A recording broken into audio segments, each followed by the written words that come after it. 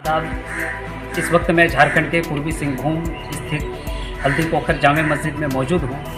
मैं जिस शख्सियत से अभी बातचीत करूँगा वो मौलाना सिराजुद्दीन मिफ्ताही साहब हैं, जिन्होंने जुमा में उपस्थित ग्रामीणों से तकरीर के दरमियान पर्दे का जिक्र किया है और पर्दे के बारे में बहुत सारी फजीलतें बयान की है।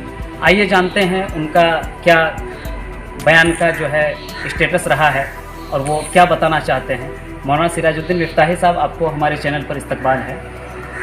बहुत शुक्रिया। अस्सलाम वालेकुम व रहमतुल्लाहि व बरकातहू। जी, मैं ये जानना चाहता हूँ, जिस तरह से आपने तकरीर में लोगों के बीच में पर्दे का तज़किरा किया है, पर्दा इस्लाम में ज़रूरी है, शरीयत में ज़रूरी है, तो क्या मुसलमान पर्दे को लेकर के बहुत दूरी इख्तियार किए हुए हैं? क्या वो लोग पर्दे को समाज में एक्सेप्ट करेंगे या फिर क्या लोगों को पैगाम देना चाहेंगे?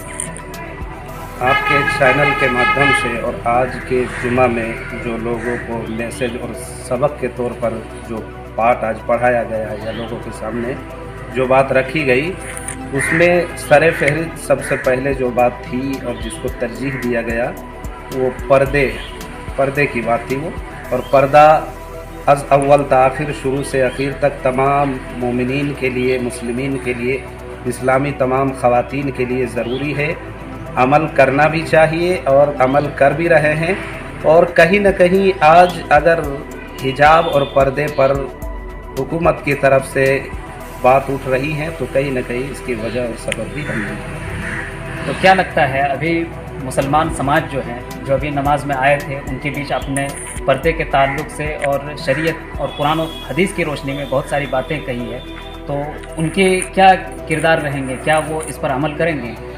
इंशाअल्लाह अल्लाह की ज़ात से उम्मीद है ज़रूर लोग हर ज़माने में अमल करते आए हैं, करते रहें और इंशाअल्लाह ता क़यामत ये सिलसिला जारी रहेगा, चलते रहेंगे। लोग अपनी ख़वातीन को इसकी ताकीद और तलकीन करते रहेंगे, औरतें पर्दा करती रहेंगी। इंशाअल्लाह ये कुरान का हुक्म है, हरफ आखिर है, करना भी चाहिए। ये थे मौलाना सिराजुद्दीन मिफ्ताही साहब जो हमारे साथ बातचीत कर रहे थे। इन्होंने पर्दे के फजीलत से आज बहुत उम्दा बात कही है। आप हमारे चैनल को देखते रहें, सब्सक्राइब करें। इजाज़त दें। जय हिंद।